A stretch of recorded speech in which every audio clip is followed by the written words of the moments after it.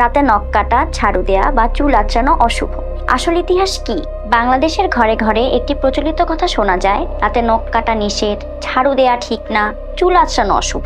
এগুলো প্রজন্ম থেকে প্রজন্ম চলে আসা কুসংস্কার। কিন্তু এগুলোর আসল উৎস কোথায়? কেন এগুলা বলা হতো এবং বিজ্ঞান কি বলে?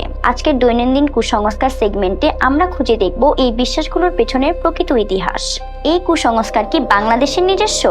না, এগুলো এসেছে প্রাচীন ভারতীয়, মধ্যপ্রাচ্য এবং মধ্যযুগের ইউরোপীয় সামাজিক নিয়ম থেকে। তখন আলো কম ছিল, নিরাপত্তার ঝুঁকি ছিল বেশি এবং স্বাস্থ্যবিধি সম্পর্কে ধারণা ছিল সীমিত। সেখান থেকে সতর্কতা ধীরে ধীরে অশুভ বিশ্বাসে রূপ নেয়। কেন রাতে নখ কাটা নিষেধ ছিল? আগে মোমবাতি বা কুপির আলোতে নখ কাটতে হতো, ফলে হাত কেটে যাওয়ার ভয়, নখ ছুরিয়ে খাবার নষ্ট হওয়ার ঝুঁকি, অযত্নে ঘর নোংরা হয়ে যাওয়া। এজন্য বাবা মারা বলতেন রাতে নখ কেটো না। সময়ের সাথে এটি হয়ে যায় অশুভ। রাতে ঝাড়ু দেয়া নিষেধ কেন? আগে বেশিরভাগ মানুষ রাতে টাকা, খাবার বা দামি জিনিস হারানোর ভয় পেত।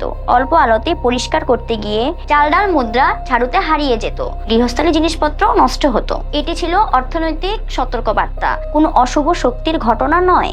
রাতে চুল আঁচড়ানো অশুভ কারণ মধ্যযুগে চিরুনি ছিল হাড় বা কাঠের। অন্ধকারে চুল আগুনে পড়তে পারত, ঘর নোংরা হতো, উকুন ছড়ানোর ঝুঁকি ছিল। স্বাস্থ্য রক্ষার জন্য বলা হয়েছিল রাতে চুল আঁচড়িও না। পরে এটি কুসংস্কারের রূপ নেয়। বিজ্ঞান কি বলে? আজকের বিজ্ঞান পরিষ্কারভাবে জানায় রাতে নখ কাটলে কিচ্ছু হয় না, ঝাড় দেওয়া অশুভ নয়, চুল আঁচড়ানোতে কোনো দুর্ভাগ্য আসে না। এসব কেবল অতীতের সামাজিক নিয়ম, অলৌকিক কিছুই নয়। কুসংস্কার মানুষের জীবনে কি কি প্রভাব ফেলে?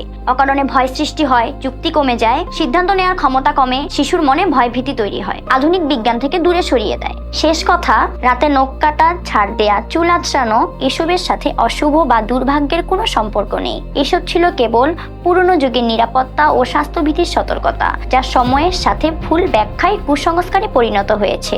এটাই ছিল আজকের দৈনন্দিন কুসংস্কার। অশুভ নয়, এগুলো ছিল শুধুই ভুল বুঝাবুঝির ইতিহাস।